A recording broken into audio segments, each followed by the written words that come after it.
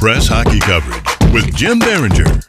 Hello, everyone. Welcome back. This is Full Press NHL Rumors Podcast. Jim Biringer, David Calabretta. The A-team is back. You can check my boy over at Fourth Period. He's at the Bell Center for all Montreal Canadiens games. David, man, what's up? What's up, man? It's been a while. Last time we spoke, it was the draft, so there's a lot to unpack. That's for sure. There's definitely a lot to unpack. I mean, we talked about that was the day Noah Dobson got traded to Montreal Canadiens. A lot of things happened since then. The season's underway, and here we are, Montreal Canadiens, top Atlantic Division. Who would have thought the Canadiens would be atop the Atlantic Division to begin this year? Maybe after 2 or 3 games, but yeah. We're almost 20% into the season, and Montreal's first place in the Atlantic, and we could say the same thing about the team you cover, the New Jersey Devils. Yeah.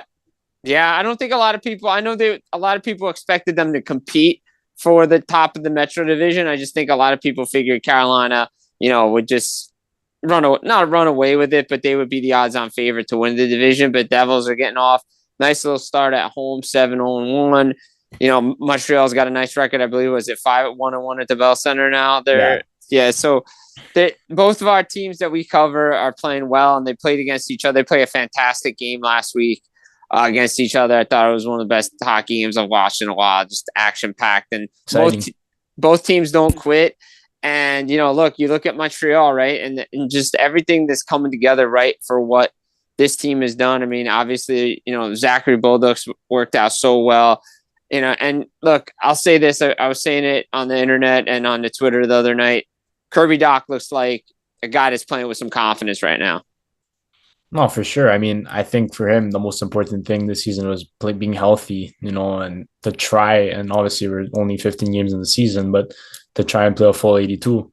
But you also could tell that he's getting more confidence out there because Martin St. Louis is giving him the ice time. He's giving him the chance to play. He's playing on the second power play unit. He's obviously not on the first one because, there's a boatload of talent up there. But, he's finding ways to produce, and he's doing it with guys that, are middle six forwards, and that's what he needs. And it's also a contract year for him. So he's playing for his life too. Right, because I think there's a lot of expectations that obviously we've talked about it ad nauseum since last year, that the second line center position, if he can prove to everybody that he can stay healthy, maybe they've found their second line center option in Kirby Dach if he can live up to that potential. Yeah, I mean, I think also they want to see Montreal if there's a spot for him, even outside that top 2 center position, maybe as a winger, or could he be a middle 6 winger on a cup of contending team? That's the question here. If Montreal could maybe keep him and not use him as a trade piece, because if you date back to last year, a lot of people were putting Kirby Dach in trade proposals to get that 2C, but it's kind of drifted away. And maybe Montreal's like, maybe we could keep him, but still get that 2C, because we all know that Montreal wants to go and get that big fish for that second line center. Right, and they have the cap space to do it, right? And they moved that Carey Price's deal, obviously, that Lane Hutson's new extension, which was a phenomenal deal by Ken Hughes to get him under $9 million. I mean, that's a highway robbery, in my opinion. But look, and he's a $10 million defenseman, and I think he's better than Luke Hughes, and I just love the way Lane Hutson plays. You can call me a homer or whatever you want. You can't be a homer if you're not from here. So exactly, and I'm just calling it like it is. And if he continues to play like this, and the fact that he plays on the right side, I said it the other day, he could be on the Olympic team for the United States, and it wouldn't shock me if he gets himself there. And you look at the moves that they're making, and they have the cap space to do it. And I think Kent Hughes and Jeff Gordon are just biding their time and to find their guy, because you look at Zachary Bolduc and the way he's entered this lineup. To me, you go back to what Jeff Gordon had said those years when he was working at NHL Network after he got fired. He loved this kid, and he's made an impact on this team. Oh, yeah, and he hasn't been playing many minutes. He's been playing 4-line minutes. He's averaging 10 minutes a game on the ice, and it's not really a message to how he's been playing. It's more of him getting used to the new system in Montreal. But obviously, he got reps on the first power play. He scored a few. There's definitely the confidence on him offensively, but Montreal just wants to round out his game because, like I said, not everyone could be second line, first line players in Montreal. We need guys that, could play middle 6, bottom 6 minutes. And I think Bolduc is already at that level. So it's more of just perfecting his craft. And I think that he's doing just fine right now in Montreal. Yeah, I got to ask you about, before we dive into a little bit more of like maybe what they're looking to add, I want to ask you about this guy because I've been high on this guy. We talked about him last year. Man, Ivan Demidov, man, he just he's unworldly, special talent. What a great draft pick. And I mean, that first power play unit is just loaded with talent.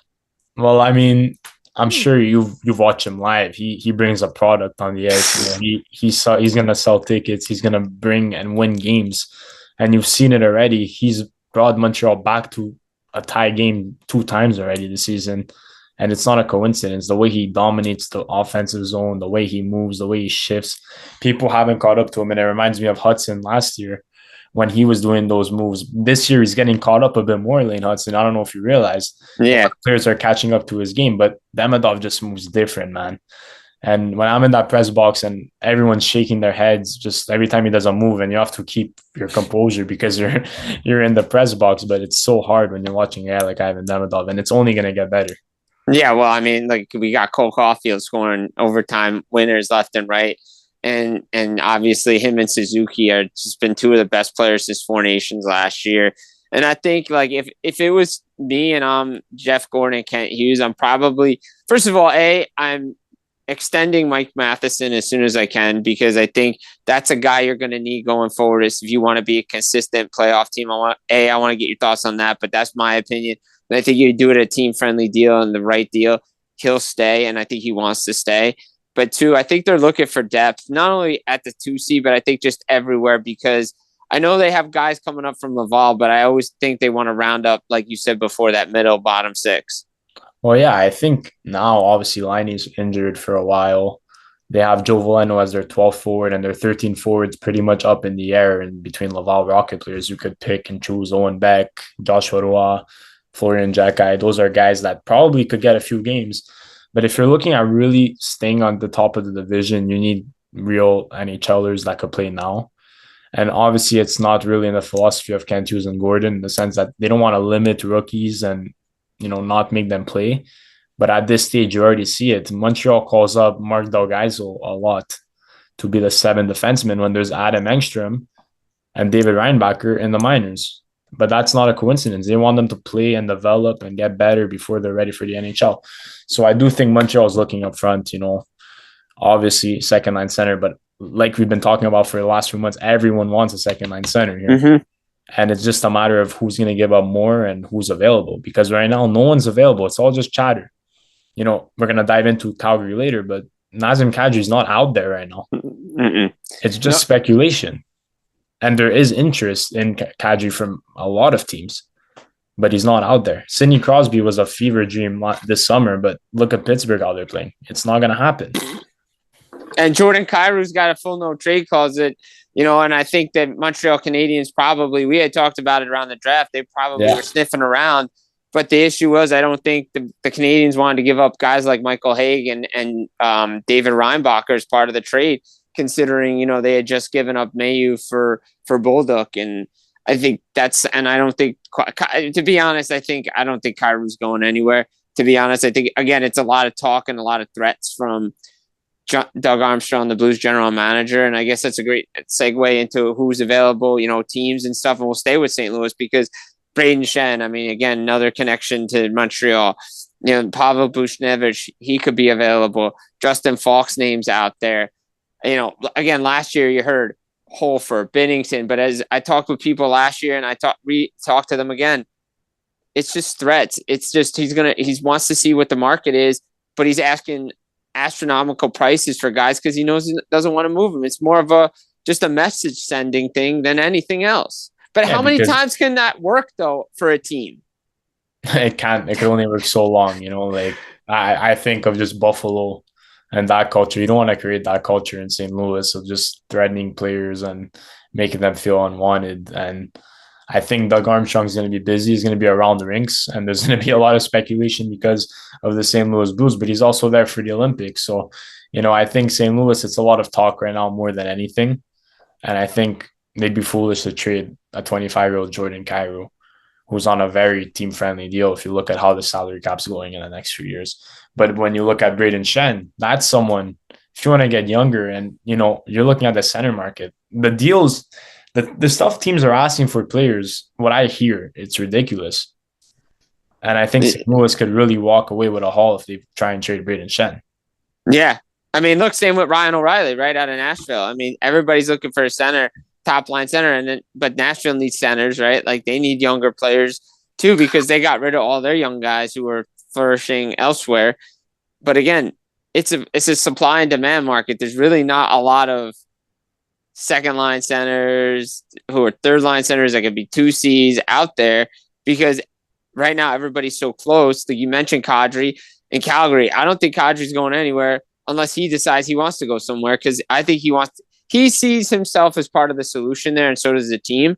And to be honest, I've talked to some people around here and other places, and I said, okay, what's kind of message is that sent to other free agents that are looking at potentially like a Calgary or, for instance, New Jersey with Dougie Hamilton? You bring in a guy you feel, and he feels he's part of the solution there, just to turn around and trade him. Like that word gets around, and then guys don't want to go there no more. And already Calgary is not the most attractive place. So, if you look at that standpoint, I see what the ownership's trying to do. It's trying to keep their players, even though times are tough. But Calgary, it's been inevitable. They've had a bad start. And I know you're higher on Calgary than most. I know at the start of the season, you said they weren't going to get outworked by a lot of teams. But it's not really the outwork. It's the lack of talent up front, the lack of urgency from this team. And the Dustin Wolf could only save so many pucks. Right. So in Calgary, there's something that has to change, and it starts with trading guys that are high value right now. Well, and Rasmus Andersson has the highest value, and I've said this, and I just recently said it. It was a distraction, despite what people can say, that needed to be resolved before the season started. I know Craig Conroy has a price, but either you signed him or you didn't sign him, or you move him because you can't. This is like, and I know he wants to play better, and I know he's a crucial piece, and you want to contend. And I think the issue with Kadri more is you don't have a center to replace him, and their offense is a problem to begin with. So I get that one. But on D, like Zane Parekh is not playing that much. So why did you bring him up if he's not ready? And if he's not ready, then maybe you should have signed Andersson to a deal. But the contracts are so crazy with all these defensemen getting $8-9 million. Like, do the Calgary Flames really want to go that high?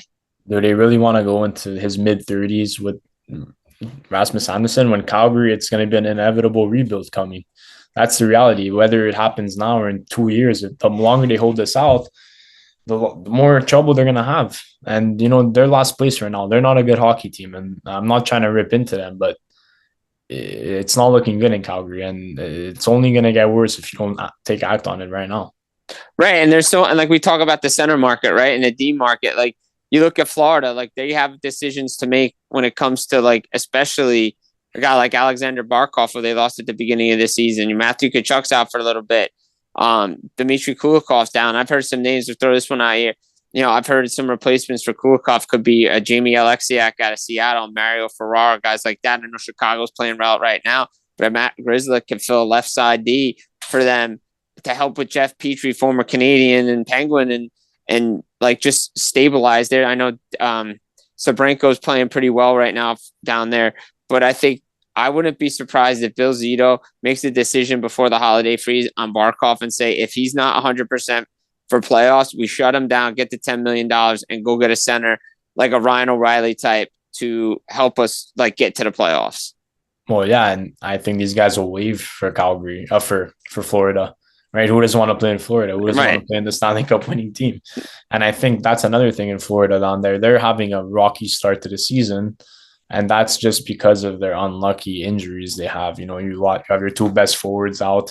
You have guys playing top 6 minutes that probably are middle sixers. And I think that's a team that's going to be looking for a center as well. But you could go down the list. So many teams want centers. Toronto, Montreal, Florida, maybe who else? Who's else out there? So Vancouver's looking for a second line. Vancouver's looking for a second line center, and obviously they have the Quinn Hughes situation, which won't be resolved till next summer anyway. But they've been looking around, sniffing around. right? They've been looking they looked at Kadri, but again, the in-division price is just ridiculous. Well, like the Flames aren't going to just trade him to Vancouver for nothing because they got to keep seeing him. And like and that's a team like even Edmonton's probably looking for center depth, even though they have Leon Draisaitl on Connor McDavid, and that's just a complete different mess in Edmonton because they had chances to upgrade that goalie position and defense and do so much. They've lost so much depth, and I know they're in a cap crunch, and next summer will be a little bit better. But like to me, you point to Jeff Jackson and the screw up that happened July 1st, 2024 with no GM, not bringing back Ken Holland. I think that's where we look at everything and say right now, this is why the Oilers are in the position that they're in. Yeah, I mean, look, they've been in the Stanley Cup final 2 years in a row, but you could argue that with a bit more help, they maybe have been Stanley Cup champions and brought the cup back to Canada. And they're seeing it this season. They're having goaltending problems, and it's just reoccurring. It's not going to change in 1 year. You're not going to have Stuart Skinner winning the Vezina, and that's okay. But you need a guy. There was so many goaltenders moving this summer. There was John Gibson moving. There was the controversial Carter Hart. That's one thing.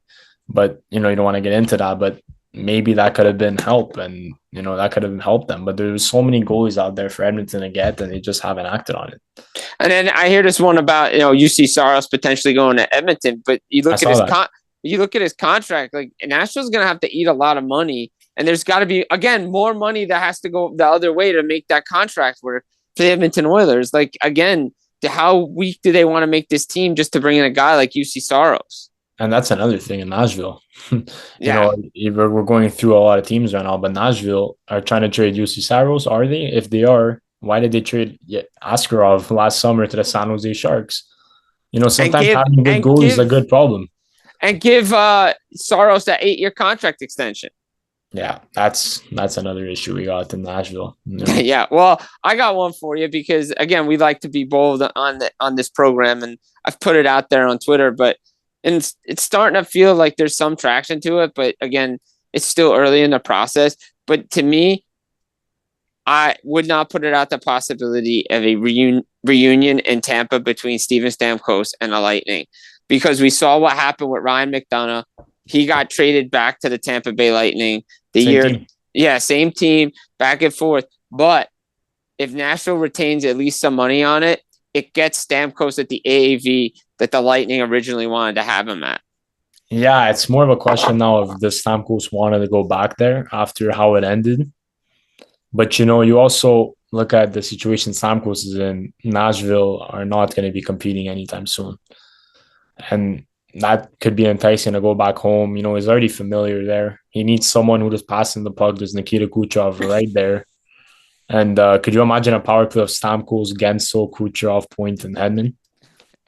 I'd be like Montreal, like with the talent that they have down there. And again, with Nashville, you look at it like Stamkos never fit. Like you have 3 of the same player with Forsberg, with Marchessault, with Stamkos, right-handed shots. You brought in 2 highly skilled goal scorers, but look at Marchessault had Eichel, Stamkos had Kucherov to get them. They have no facilitators of the puck there. And they never, they got into the playoffs the 1 year, that 18-game point streak, the whole U2 thing. But they should have just went with the rebuild and the young kids because they traded so much talent away. Matthew Wood is showing what he can do when he's played in the right situation. And I just think to myself, imagine if you kept Tomasino, Tolvanen, Dante Fabro, Tommy Novak. Like Nashville, if they had embraced just going with the young guys instead of going all in and trying to recreate what happened the year before with higher expectations. Oh, we're right there when you really weren't. I think the Nashville Predators would be in a better position right now. Well, I mean, I think that point streak and that run kind of ruined things if you look at it in the grand scheme of things. It made them think they were something they were not. And it reminds me of Calgary last season, who got 96 points, going back to Calgary again. But that season kind of gave Calgary the whole play. Maybe we could run this back and maybe we're going to see some improvement in some younger guys and see some improvement in our vets, and maybe we could get back to where we are. But we're seeing a similar pattern here. But Calgary didn't budge and go sign those big free agents like Nashville did. And that's why Calgary's a bit more ahead in that standpoint. Yeah, and look, I think, we got to talk about there's been a lot of free agent signings over the this period. Obviously, Connor McDavid stayed. Connor got his deal. Jack Eichel, Kaprizov, Marty Necas got a big extension. But there's a guy in LA that still hasn't gotten paid yet.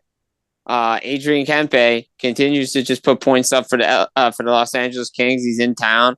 Kings are in town to play the Canadiens, and I'm just scratching my head to say to myself, why isn't this done yet? Like, what's the deal? And I think, texting some people, and I said, I wouldn't be shocked if he lands around like 11-6, 11-7-5 between Necas and Kyle Connor.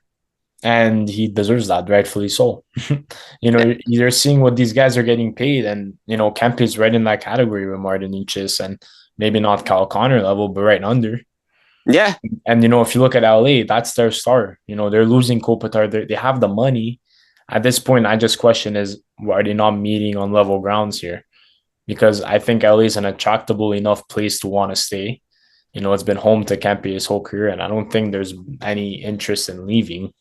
But it's just, are LA going to pay him the money? And I think LA had money aside because they wanted to get a big fish next summer. There was a lot of talk that they were going to make a big pursuit for Connor McDavid if he was available, but that was a fever dream. Mm-hmm. Same thing with all those guys out there, Jack Eichel, Martin Necas, Kyle Connor, but they all signed in their respective teams. So I think LA right now, their priority should be not make the biggest fish go to the free agency market. Right, that's exactly. The biggest fish left. Well, besides Panarin in New York, which I do believe he's going to go to July 1st, it would not shock me if he wants to be numero uno on the board, and Alex Tuch's there in Buffalo. There's always a couple of guys to get to free agency. I mean, look, it's probably going to be another boring free agency, and the norm is going to be what we've been seeing, guys just staying. But there's always a couple of guys that get there that are bigger names that get to July 1st and beyond, where guys are looking and they're trying to feel out where they want to go. Obviously, Bobrovsky down in Florida is another guy, but I expect him to extend like Markstrom extended in New Jersey. And speaking of the Devils, as we touch on some of these teams, I think they still need a top six winger to go with Jack Hughes and Jesper Bratt. I think there's definitely something that they're missing. And I wouldn't be shocked, and I've talked to some people about this after with all the injuries, and the quote I got was they just don't trust what they have right now as depth to fill the void. They're looking for a 6th, 7th guy, similar to how Montreal is looking for like a 12th, 13th forward, to just an NHL guy that they can trust. I mean, when the Devils were playing Montreal, I see a lot of talent in that team. What I just don't see is that big guy who could win battles on the boards for the Devils on that top 6. And I've been telling you this for a while. I think the Devils should have really considered going and get Mason Marchment when he was available. Mm-hmm. I think he's a big body, and I think when you have a guy like Bratt and Hughes on one line, you need that one big guy. And I know size isn't everything, but you need that guy to win the battles for Hughes and Bratt, because Hughes and Bratt together are magic. But they just need that guy, that Juraj Slafkovsky presence on the first line for Montreal, who doesn't get all the flashiest points, but he gets the dirty work done for Suzuki and Caulfield. But I do think the Devils are in good hands. They just need that top 6 forward, and they could definitely make a trip to the Eastern Conference. That's minimum. Well, minimum, it should be at the Eastern Conference final this year. I think that's within the expectations for this team. They have high expectations for this team, and I just never understood why they never extended Tyler Toffoli and or tried to get Marchessault and up their offer for Marchessault. I understand it, like looking at it and breaking it down, but still, to me, those two guys would have been perfect to keep for New Jersey Devils, just because, again, we've talked about it last year. Their forward group just up front sometimes a little bit too small. And if they have a couple of big bodies that can just go get the puck, that can put the puck in the net, Palat does his best. Nason's just not working out. It's just, again, Nason had a career year last year. How many seasons in a row can you have career years? I know he's coming off the injury in the offseason and everything, all that. I get it. But how many times can you have career years? I mean, unless you're Nick Suzuki, then you're going to have a 100-point season. But, and speaking of Nick Suzuki, I know, we like to talk rumors, but we also like to talk Olympic team real quick as we end some things here on as we get back together. The A team is back together because the boys were asking for it. Olympics. I said it the other day. TSN asked me. I've said it. I'm going to keep pumping the tires. Nick Suzuki needs to be on Team Canada, and Cole Caulfield needs to be on Team USA. Like the discussion's closed for me on those two players. Well, we're gonna have one of them, that's for sure. Yeah. What I read today, Pierre LeBrun, what he reported as of right now, Caulfield is not on the U.S. team, which is a bit questionable because I look at their top 9 forwards and I definitely see a spot for Cole Caulfield. But if their logic is not having him on the fourth line playing checking minutes, that I understand. But it's not like they're log jammed up front that they can't use a guy like Cole Caulfield. He's finding ways to score in every single way possible. He's a goal scorer, and he's also playing a good 200-foot game. And I'm not just saying this because I covered his team, but it's out there, and the stats don't lie. But when we go back to Canada, Nick Suzuki, he should be a lock at this point, and that goes for Macklin Celebrini as well. And maybe, I don't think Connor Bedard's a lock, but at some point you're gonna have to say, and I had some guys on previously, we were talking about it. Like, I think you can't put Bedard on the fourth line, like you can't put Caulfield on the fourth line and expose him with the confidence stuff. But imagine on Canada, like a third line of Celebrini with Bedard and somebody else. Like that, you're okay with. Because the thought of Celebrini, McKinnon, Crosby excites me. I know, right? Well, here's the thing with Team USA, and I've said this, and I think there's a reason why Celebrini is going to be on Team Canada is the same reason why Chris Kunitz was on Team Canada. Chemistry. Matthew Knies will be on Team USA for Austin Matthews wing. I just, everybody says no. I'm like, you don't understand. Go back to Team Canada rosters. Certain guys you didn't think were Olympians because guys lobbied for them to be on their line. Yeah, and I do think that there's going to be a bit more changes on Team Canada than there was on Team USA. And it's more of just the guys who are really popping off this season are Canadians. If you look at Suzuki, you look at Scheifele, you look at Celebrini, Bedard, these are 4 names that weren't there last February. And, you look at the guys that are on Team Canada right now that are having tough starts to the season. Sam Reinhart, who's a lock, by the way, for Team Canada, is having 8 points this season. Cirelli, Hagel, Konechny, these guys, their spots could be in jeopardy. And I know that John Cooper's the head coach, but you can't dismiss what these guys that are not on the roster, like Scheifele, Suzuki, Celebrini, what they're doing right now. And again, you want to bring the best team available, and those 3 guys could play checking minutes for Team Canada. No, I get it. And again, that's why like some of the scouts have been saying it's Olympic year. Like guys got to have their, like, better be looking over their shoulders because there's guys coming. But I mean, I talked to some scouts when I did my Caulfield piece, and one guy says, I want him on my team, even if he's the 14th forward. Like, he's a goal scorer. Like, Team USA needs goal scorers, right? Let's say US goes dry game 1. You have your 14th forward, Cole Caulfield. That's a good option to slot in, right? Yeah, I mean, they lost to Team Canada in the 4 Nations by what? A goal. Like, I mean, Kyle Connor wasn't in the lineup for some reason. He's a goal scorer. Like, again, decisions that were made at 4 Nations should not be the same decisions here. And I know Bill Guerin likes to build a team a certain way and wants to build it a certain way. But if you're not scoring goals and they lose because they don't score goals, bringing Cole Caulfield and not bringing Cole Caulfield will be a big regret for this team. Yeah, hopefully me and you could be in Milan. You never know. That would be amazing. That would be amazing. I mean, look, they were saying, another guy said if he keeps up on this goal scoring pace for Caulfield, he's going to be on the team. Like, you just don't get it. I mean, if you want to win, you bring a guy like that. And I think, like I said off the top, I think if Hudson keeps playing the way he's playing, he could potentially be there. I think the bottom 9 is so wide open. The bottom 6 is so wide open right now for US because maybe they bring back Kreider because the way he's playing now started with Anaheim. That's another team we didn't get to touch on. Yeah, I mean, look, Anaheim's playing really well right now. Like, Joel Quenneville's done really well, good contracts, and we'll see what they want to do, make some additions. But look, I don't think Brock Nelson's going to be there. I think some of the guys they didn't bring in for 4 Nations aren't going to be there. That's why I think so many spots are open both ways. No, absolutely. I don't think that, Canada's success should be a reason why they run back the same team. And I don't think they're going to run back the same team because the lists are narrowing down and there's about 35 players left on the short list. But, I hope that Canada really looks at this season too. And you look at what these players are doing now, and no spot should be safe just because you won the 4 Nations. No, I agree. Outside of like the guys that were the initial 6 pretty much are the guys that we know. Those 6 guys will probably be there for both countries. Yeah. But unless there's an injury, barring injury, those are the guys that'll be there. But I think for the most part, I agree. I don't think there should be some safe spots, because I think the way the kids are performing right now, you have to say to yourself, man, if we don't bring these guys and we lose, there's going to be so much chatter about not bringing guys. I mean, look, how many times have we heard it? You've heard it. You read it. All they bring up right now is 2006. Team Canada regretted not bringing an 18-year-old Sidney Crosby. Would he have been the difference?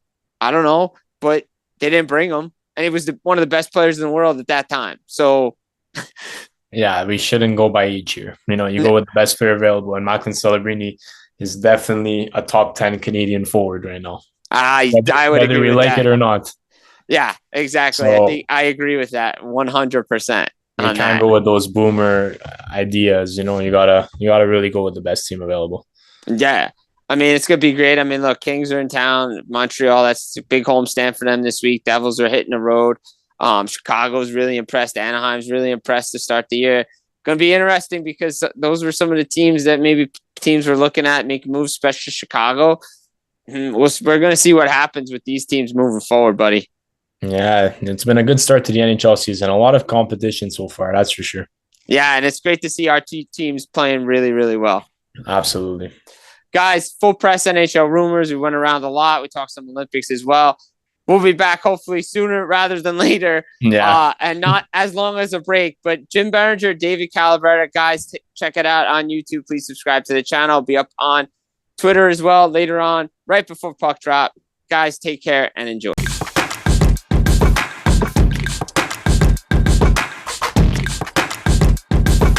Full press hockey coverage with Jim Biringer.